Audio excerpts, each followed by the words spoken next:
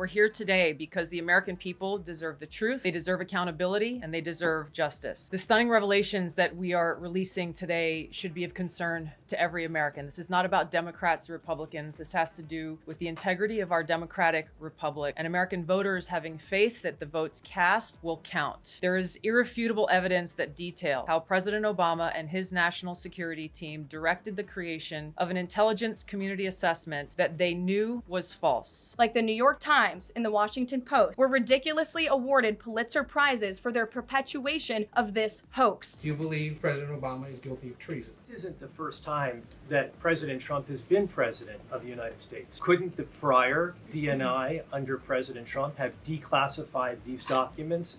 Intelligence agencies around the world have said about Russia that they have tried to influence elections in the United States, in France, in Germany, in the UK. Do you disagree with that? Do you believe that Russia is a bad actor as it relates to trying to influence elections? The president said yesterday that Obama committed treason. Do you or the White House believe that the Supreme Court's immunity decision protects Obama from prosecution? You've long been an opponent of weaponization in government. How do you respond to criticism that referring Obama administration officials and even potentially the former president is just more weaponization and this is a potential race to the bottom? I know you see the charging to DOJ, but the statute of limitations on conspiracy is 5 years. What else could they possibly pursue besides treason? Does President Trump believe President Obama should go to jail for something? Hello. Good afternoon, everybody. We have a special guest with us today who will speak momentarily. On the topic of trade, yesterday, President Trump accomplished something no other president has ever achieved. The president secured and announced 3 major trade deals with the Philippines, Indonesia, and Japan, all in one day. President Trump is finally putting a stop to our country getting ripped off.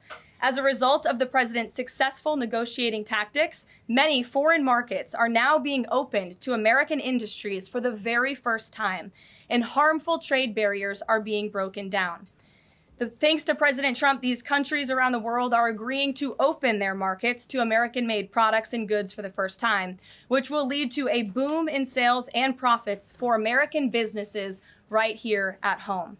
As President Trump said, he will only lower tariff rates if a country agrees to open their market to American-made products. If not, they will continue to face tariffs and pay a steep price to do business in the United States of America, which remains the best market on the face of the planet. On another matter, over the past few days, Director of National Intelligence Tulsi Gabbard has unveiled shocking new evidence that former President Barack Obama and top aides in the Obama administration conspired to subvert President Trump's 2016 election victory and undermine the democratic will of the American people. While publicly pretending to engage in a peaceful transfer of power, in private, former President Obama went to great and nefarious lengths to try to sow discord among the public and sabotage his successor, President Trump. The new evidence released by the Director of National Intelligence, who is here with me today, confirms that the Obama administration manufactured politicized intelligence, which was later used as the justification for baseless smears against President Trump in an effort to try to delegitimize his victory before he even took the oath of office. The truth is that President Trump never had anything to do with Russia, and the Russia collusion hoax was a massive fraud perpetuated on the American people from the very beginning. And the worst part of this is Obama knew that truth, and so did all of the other corrupt officials involved in this scam, including former CIA Director John Brennan, former Director of National Intelligence James Clapper, former FBI Director James Comey, former Deputy Director Andrew McCabe, and many others. Director of National Intelligence Gabbard's report further confirms what we already knew. There was no collusion, no corruption, except on the part of Barack Obama and the weaponized intelligence agencies at the time. This is truly one of the greatest political scandals in American history, and reporters at legacy outlets, some of which are sitting in this room today, like the New York Times and the Washington Post, were ridiculously awarded Pulitzer Prizes for their perpetuation of this hoax. It's well past time for those awards to be stripped from the journalists who received them. It is not journalism to propagate political disinformation in service of the Democrat Party and those in the intelligence community who hand over out of context and fake intelligence to push a false political narrative. I will now pass it over to the Director of National Intelligence, Tulsi Gabbard, to speak more about all of this, and then we will open it up for questions afterwards. Tulsi, thank you for being here. Thank you very much. Good afternoon. Today we've released a declassified oversight majority staff report that was produced in September of 2020. The stunning revelations that we are releasing today should be of concern to every American. This is not about Democrats or Republicans. This has to do with the integrity of our democratic republic and American voters having faith that the votes cast will count. There is irrefutable evidence that detail how President Obama and his national security team directed the creation of an intelligence community assessment that they knew was false. They knew it would promote this contrived narrative that Russia interfered in the 2016 election to help President Trump win, selling it to the American people as though it were true. It wasn't. The report that we released today shows in great detail how they carried this out. They manufactured findings from shoddy sources. They suppressed evidence and credible intelligence that disproved their false claims. They disobeyed traditional tradecraft intelligence community standards and withheld the truth from the American people. In doing so, they conspired to subvert the will of the American people who elected Donald Trump in that election in November of 2016. They worked with their partners in the media to promote this lie, ultimately to undermine the legitimacy of President Trump and launching what would be a years-long coup against him and his administration. We're here today because the American people deserve the truth, they deserve accountability, and they deserve justice. I'm going to go over the key findings from the House Intelligence Report, which investigated the claims that were made by an intelligence community assessment ordered by President Obama and published in January of 2017. First, Putin's principal interests relating to the 2016 election were to undermine faith in the U.S. democratic process, not show any preference of a certain candidate. In fact, this report shows Putin held back from leaking compromising material on Hillary Clinton prior to the election, instead planning to release it after the election to weaken what Moscow viewed as an inevitable Clinton presidency. In the January 2017 intelligence community assessment that President Obama ordered, John Brennan, who was CIA director at the time, and the intelligence community intentionally suppressed intelligence that showed Putin was saving the most damaging material that he had in his possession about Hillary Clinton until after her potential and likely victory. The report goes into great detail about the information that Russia and Putin had on Hillary Clinton, which included possible criminal acts like secret meetings with multiple named U.S. religious organizations in which State Department officials offered, in exchange for supporting Secretary Clinton's campaign for the presidency, significant increases in financing from the State Department. They also had documents that showed the patronage of the State Department to State Department employees who would go and support Hillary Clinton's presidential campaign. There were high-level DNC emails that detailed evidence of Hillary's, quote, psycho-emotional problems, uncontrolled fits of anger, aggression, and cheerfulness, and that then Secretary Clinton was allegedly on a daily regimen of heavy tranquilizers. Then CIA Director Brennan and the intelligence community mischaracterized intelligence and relied on dubious substandard sources to create a contrived false narrative that Putin developed a quote-unquote clear preference for Trump. Brennan and the IC misled lawmakers by referencing the debunked Steele dossier to assess quote-unquote Russia's plans and intentions, falsely suggesting that this dossier had intelligence value when he knew that it was discredited. The intelligence community excluded significant intelligence and ignored or selectively quoted reliable intelligence that contradicted the intelligence community assessment's key findings on Putin's alleged support for Trump. The intelligence community assessment omitted reliably sourced information, such as how some Russian intelligence officials were quote-unquote planning for candidate Hillary Clinton's victory, while others assessed neither Trump nor Clinton would respect Russia's interests. As was reflected in the ODNI documents that we released on Friday, multiple intelligence community assessments released in the months leading up to the November 2016 election concluded that Russia had neither the intent nor capability to impact the outcome of the US election. On December 5th of 2016, the FBI and ODNI gave the House Intelligence Committee its first post-election classified briefing, in which there was no mention of Putin aspiring to elect Trump by either agency. The Presidential Daily Brief, drafted on December 8th of 2016, stated that no Russian or criminal actors impacted vote counts. This document was pulled just hours before it was to be published due to quote-unquote new guidance.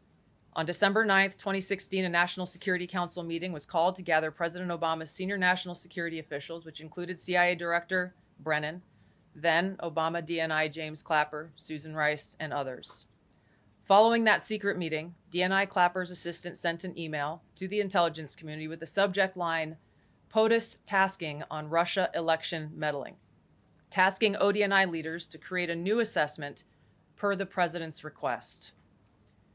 The House Intelligence Committee Oversight Report that we released today reveals that, quote, unlike routine intelligence community analysis, the intelligence community assessment was a high-profile product ordered by the president, President Obama. It directed senior intelligence community agency heads and created an intelligence community assessment limited to just 5 analysts using one principal drafter. This is not something that occurs in the normal path of producing an intelligence community assessment that reflects the views across the intelligence community. The production of this intelligence community assessment was subject to unusual directives directly from the president and senior political appointees, especially the former director of the CIA, John Brennan. The House Intelligence Committee Oversight Report also shows how later that same day, on December 9th, Brennan ordered the publication of quote-unquote substandard reporting on Russian activities, which had previously been withheld from publication of prior assessments because the information was judged, quote, to have not met long-standing publication standards. Some of the information later used in the Obama-ordered assessment over the objections of veteran CIA officers was, quote-unquote, unclear or from unknown sources. The Intelligence Committee's oversight report reveals that CIA Director Brennan overruled senior CIA officers who challenged the Obama-ordered intelligence assessment, stating, quote, we don't have direct information that Putin wanted to get Trump elected.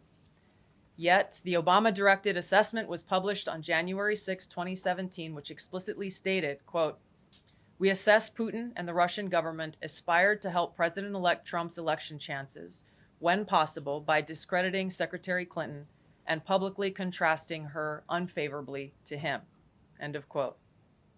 The CIA and FBI, then led by John Brennan and James Comey, expressed high confidence in this judgment, while the NSA expressed moderate confidence.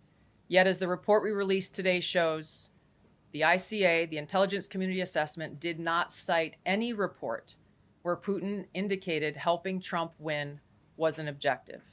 The opposite is true. With regards to the Steele dossier, we now know that one of the source documents that the Obama administration used in the creation of this intelligence assessment in January of 2017 was none other than the discredited, unverified Steele dossier. The House Intel report states, quote, contradicting public claims by then CIA Director Brennan that the dossier was not in any way incorporated into this intelligence assessment. The dossier was referenced in the intelligence assessment's main body text and further detailed in a 2-page assessment annex.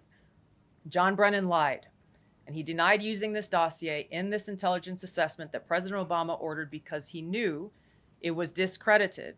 It was a politically motivated, manufactured document. He directed senior CIA officials to use it anyway. CIA officer told the House Intelligence Committee staff as they investigated this, quote, the director of the CIA, John Brennan, refused to remove it, and when confronted with the dossier's many flaws, responded, quote, yes, but doesn't it ring true? Now, President Obama, Hillary Clinton, John Brennan, James Clapper, James Comey, and others, including their mouthpieces in the media, knowingly lied as they repeated the contrived narrative that was created in this January 2017 intelligence community assessment with high confidence as though it were fact. This is a brief summary of the details that you'll find within the House Majority Staff's report in their investigation into the Obama-directed January 2017 intelligence community assessment that leads us to the very same conclusion that we announced in the release of our documents on Friday. The implications of this are far-reaching and have to do with the integrity of our democratic republic. It has to do with an outgoing president taking action to manufacture intelligence to undermine and usurp the will of the American people in that election and launch what would be a years-long coup against the incoming President of the United States, Donald Trump. Thank you. Well, thank you, Tulsi. And we do want to take questions on this topic while the director has time for this topic. She will leave. I'm happy to take questions on other matters after that. But if anyone has questions for Director Gabbard, you're welcome to ask them. We'll start with our new media seat as always. Emily, go ahead. Thank you. And Director Gabbard, this one is for you. Do you believe that any of this new information implicates former President Obama in criminal behavior? We have referred and will continue to refer all of these documents to the Department of Justice and the FBI to investigate the criminal implications of this. For even former The President evidence, Obama? correct. The evidence that we have found and that we have released directly point to President Obama leading the manufacturing of this intelligence assessment. There are multiple pieces of evidence and intelligence that confirm that fact. Ed, go ahead. Director Gabbard, thank you. So just to, two questions, but to begin on that. The president yesterday, you've inferred that the former president helped lead a coup. Based on what you now see, do you believe President Obama is guilty of treason? I'm leaving the criminal charges to the Department of Justice. I am not an attorney, but as I've said previously, when you look at the intent behind creating a fake manufactured intelligence document that directly contradicts multiple assessments that were created by the intelligence community, the expressed intent and what followed afterward can only be described as a years-long coup and a treasonous conspiracy against the American people, our republic, and an attempt to undermine President Trump's administration. The Senate Intelligence Committee spent several years looking into this and unanimously agreed in a bipartisan fashion, Secretary of State Rubio was a member of that committee, that there was no political interference. There was a years-long Justice Department investigation into this as well that also concluded no political interference. So help us from a 50,000-foot level explain, what do you now have that refutes those two Sure. conclusions? I will encourage you, in my role as the Director of National Intelligence, my job, again, as I said when I came into this role, was to make sure that we are telling the truth to the American people and that we are ensuring that the intelligence community is not being politicized. So I'm not asking you to take my word for it. I'm asking you in the media to conduct honest journalism and the American people to see for yourself in the documents that we've released now, close to 200 pages, that point in multiple references, multiple examples, to include comments that have been made by senior intelligence professionals who are some still working within these agencies today that confirm the conclusions that we have drawn, that President Obama directed an intelligence community assessment to be created to further this contrived false narrative that ultimately led to a years-long coup to try to undermine President Trump's presidency. And it's your belief John, that go those ahead. two previous investigations missed that or covered it up? I'm telling you to look at the evidence. Look at the evidence and you will know the truth. John. Thanks, Caroline. Thanks, Director Gabbard. You declassified these documents, if I'm not mistaken, Friday of last week, correct? We released them on Friday of last week, the first tranche, yes. This isn't the first time that President Trump has been president of the United States. He was president from 2017 to 2021. Couldn't the prior DNI under President Trump have declassified these documents? And why didn't that DNI do that at that time? I can't speak to what happened there. There were several DNIs under the first Trump administration. President Trump faced many challenges from those who were working in the government who sought to undermine his presidency. That's been clearly detailed.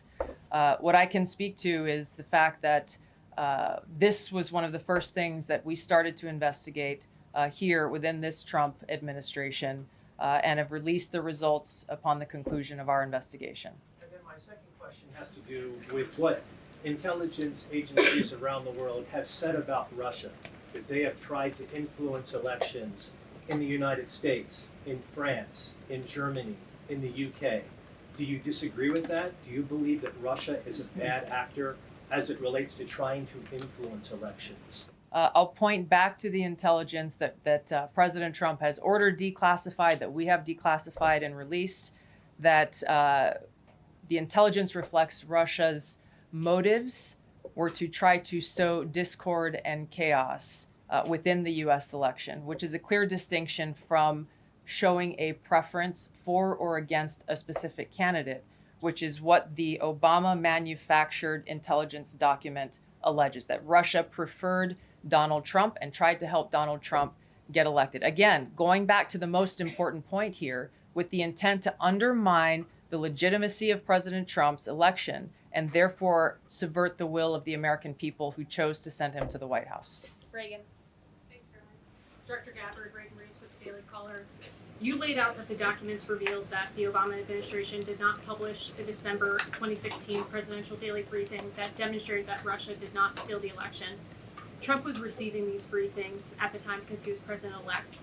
Are you of the view that that information was kept out of the briefing because then President-elect Donald Trump would have seen it? I don't have any documents that speak to exactly what the new guidance was that was given as the reason for pulling that document, which, by the way, still has never been published until we released it last week, Friday. One could assume that they didn't want President Trump to see a document that came from the intelligence community that would contradict the Russia hoax narrative that began through the Hillary Clinton campaign with the Steele dossier. One more, maybe either for you or Caroline. The president said yesterday that Obama committed treason. Do you or the White House believe that the Supreme Court's immunity decision protects Obama from prosecution? Look, I can speak to the president's feelings on this matter. He spoke to all of you yesterday in the Oval Office, but I also spoke to him about this morning. And he wants to see all those who perpetuated this fraud against our country, who betrayed our country and the Constitution, to be thoroughly investigated and held accountable. And it's been 10 years of this. And I would just add, based on everything the director has said and declassified, all of you in this room should go through it and take a look at this report and review the intelligence, because unfortunately that hasn't happened. And many of the people who perpetuated this hoax, Clapper, Andy McCabe, James Comey, and many others, have been hired by major networks in this room to go on television and continue to spew these lies, knowing that they are lies. And if you all recall, just flashback to 2016 and the years after, the entire Trump 1 presidency was embroiled in this scandal that was perpetuated by the Democrat Party. And you had major Democrat Party officials in this city, namely Adam Schiff, Hillary Clinton, Elizabeth Warren, who went on television and told the American people, Donald Trump is an asset of Russia. It was a lie. They always knew it. Hillary Clinton herself said that President Trump would be a puppet for Putin. Senator Tim Kaine at the time called President Trump Vladimir Putin's defense lawyer. Adam Schiff stated, and one of the worst things a lawmaker can do is to tell the American people, I know something you don't know, it's just classified and I can't tell you. And that's what he said. I can tell you that the case is more than that. I can't go into the particulars, but there is more than circumstantial evidence now. And not enough people in this room, not enough journalists in this country pushed Adam Schiff to say, what are you talking about? What evidence do you have? Everybody just ran with the lies, and it led to impeachments. It led to the division of our country. Unfortunately, so many Americans, from listening to outlets in this room, believed in these lies. And it's a complete scam, and it's a scandal, and the president wants to see accountability for that. Phil. Thank you. Question for Director Gabbard. A spokesperson for former President Obama said in a statement earlier this week, quote, nothing in the documents issued last week undercuts the widely accepted conclusion that Russia worked to influence the 2016 election, but did not successfully manipulate any votes. How do you respond to critics like former President Obama and also others on the Hill, who say that the administration is conflating apples and oranges here, conflating allegations of actual hacking of voter machines and allegations of interference generally. I think it's a disservice to the American people that former President Obama's office and others who are criticizing the transparency that is being delivered by releasing these documents. They are doing a disservice to the American people and trying to deflect away from their culpability in what is a historic scandal and negative action towards the American people and our democratic republic. The answer to that statement can very clearly be found throughout all of the documents that we have released. Again, showing that Russia has took action to try to sow discord in the election, but showed no preference for or against any singular candidate. You've long been an opponent of weaponization in government. How do you respond to criticism that referring Obama administration officials and even potentially the former president is just more weaponization and this is a potential race to the bottom? I think that's a very disrespectful attack on the American people who deserve the truth. They deserve to have faith and trust in the integrity of our democratic republic, which has been undermined by President Obama through his direction of this manufactured fake intelligence document, knowing that it was filled with lies and knowing that it would and could then be used for all of the actions that came after. Caroline, and I would just add, there needs to be accountability Yes. for that weaponization, Phil, that we've seen. And no one has been a victim of the weaponized government more than President Trump, not just because of this political scandal. You all recall his house was raided. So I think, it's very disingenuous for people to say, how dare they speak of former President Obama about this based on evidence and based on intelligence when the former president of the United States, Donald Trump's home was raided when he was forced to sit in a Manhattan courtroom and many other courtrooms across the country for crimes he never committed, when he was impeached and indicted, and the entire country witnessed that. That's the weaponization of justice. Now the president is back because the American people see the truth. Nearly 80 million Americans reelected him back to this office, and he believes that we need to have justice and accountability. And I think the nearly 80 million Americans who reelected him agree with that. Caitlin. Thank you, Caroline. Two questions for Director Gabbard, just on this. Director Gabbard, you referenced the past intelligence reports and assessments on this, including that 2017 one that was signed off, as Ed noted, by every Republican on the Senate Intelligence Community, including the acting chair of the time, now Secretary of State Marco Rubio, who said in a statement that they did not find any evidence of Russian collusion, but they did find, however, is very troubling, and they found irrefutable evidence of Russian meddling. One, are you saying that he's wrong in that statement that he made then? And secondly, what would you say to people who believe that you're only releasing these documents now to improve your standing with the president after he said that your intelligence assessments were wrong? Well, first, I want to correct something that you stated, which was citing the Senate Intelligence Committee's report as being one and the same. I think you said the intelligence community. The Senate Intelligence Committee has a very different function than the Office of the Director of National Intelligence. The evidence and the intelligence that has been declassified and released is irrefutable. I'm going to let Caroline speak to Secretary Rubio. I'll speak to both questions. First, on Secretary Rubio, he put out a statement in 2020 following that Senate Intelligence Committee report, and he said what they found is troubling. We found irrefutable evidence of Russian meddling, which the Director of National Intelligence just confirmed for all of you, that Russia was trying to sow distrust and chaos. But what's the outrage in this that Secretary Rubio did not say at the time, the Democrats were saying at the time, is the fact that the intelligence community was concocting this narrative that the president colluded with the Russians, that the president's son was holding secret meetings with the Russians, all of these lies that were never true. And he also said at that time, we discovered deeply troubling actions taken by the FBI under Comey, particularly their acceptance and willingness to rely on the Steele dossier without verifying its methodology or sourcing. The Steele dossier that many outlets in this room ran as the gospel truth, and it was cooked up and paid for by the Clinton campaign. As for your second question, Caitlin, I think who is saying that she would release this to try to boost her standing with the president? Who has said that? Well, the president has publicly undermined her when it came to Iran. He said she was wrong. He told me that she didn't know what she was talking about. That was on Air Force One on camera. The only people who are suggesting that the Director of National Intelligence would release evidence to try to boost her standing with the president are the people in this room who constantly try to sow distrust and chaos amongst the president's cabinet, and it is not working. I will just answer your question directly. I am with the President of the United States every day. He has the utmost confidence in Director Gabbard. He always has. He continues to, and that is true of his entire cabinet, who is all working as one team to deliver on the promises this president made. Does anyone else have questions for Director Gabbard? And then we'll turn it over to a couple other questions. Christian, go ahead. Yeah, thank you. Director Gabbard, 2 follow-ups on questions that have been asked.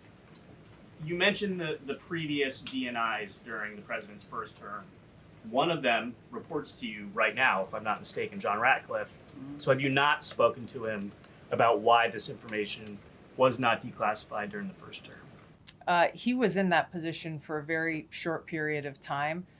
The work that began back then, we have picked up and absolutely completed. We are continuing to investigate this. Additional whistleblowers are now coming forward because they see an opportunity for the truth to come to light. And as Caroline said, for real accountability to be brought forward. The accountability is the essential part of this. We can show the truth, reveal the truth. The accountability needs to occur to be able to start to restore that trust in the integrity of our democracy. And then just quickly, I know you said you would leave the charging to DOJ, but the statute of limitations on conspiracy is 5 years. So what else could they possibly pursue besides treason?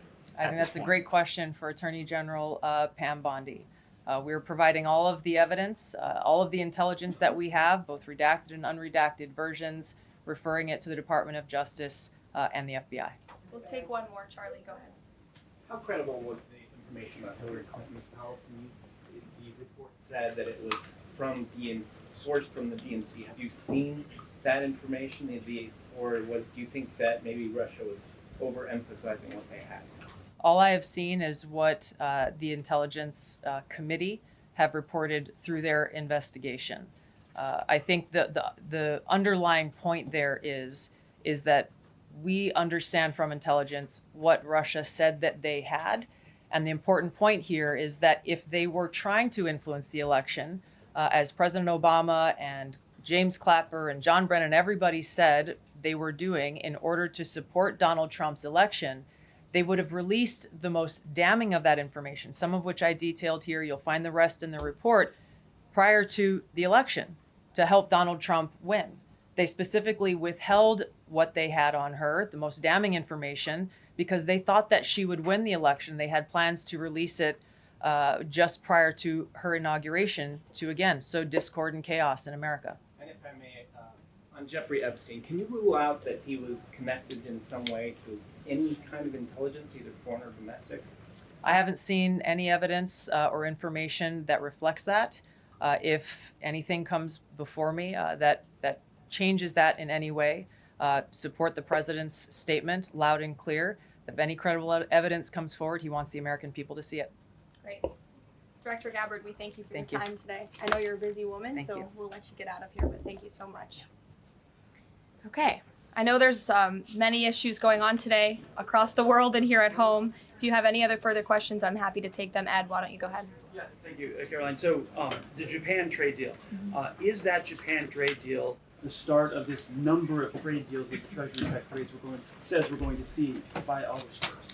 I think it is. I mean, as you said, we had Japan yesterday. We also had Indonesia, and we had the Philippines as well. The president announcing all three. He came in as the closer in all three of those. I've said many times from this podium that the president's trade team has been in active talks and discussions with many countries around the world, and you've all been anxiously awaiting what those countries were. Now you know three of them, and there's many, many more to go. We have now sent 25 letters to countries around the world. But just to reiterate this Japan deal, for those at home who may have missed it, Japan will now pay a 15% tariff versus the reciprocal rate of 24% that they initially had. Auto and auto parts tariffs have been reduced to 15%, but the centerpiece of this deal now is the president got Japan to commit to $550 billion in investments to revitalize American industries. And these funds will be spent at President Trump's discretion and direction into key industries such as energy, semiconductors, critical minerals, pharmaceuticals, and shipbuilding.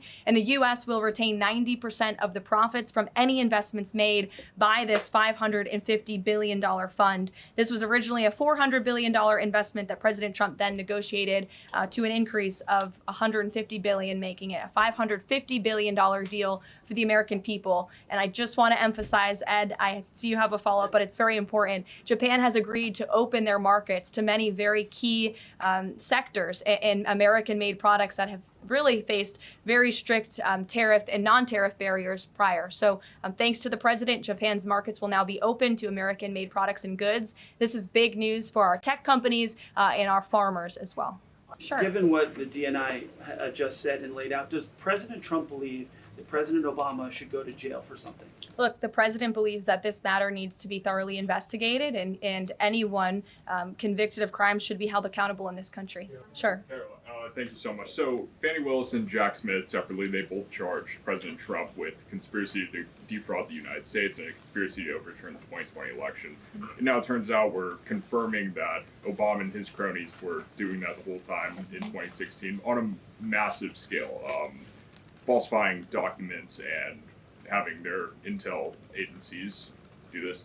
What does this say about the 2020 election?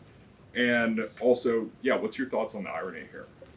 There is a lot of irony, especially for the party of the Democrat Party, who claims to be for democracy. We often heard throughout the 2024 campaign, they were calling this president a threat to democracy.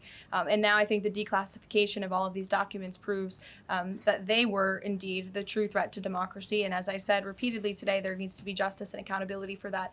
You all will hear directly from the president later this afternoon at the AI Summit here in Washington, D.C., scheduled to speak later in a few hours. So we will see you all there. Thank you very much.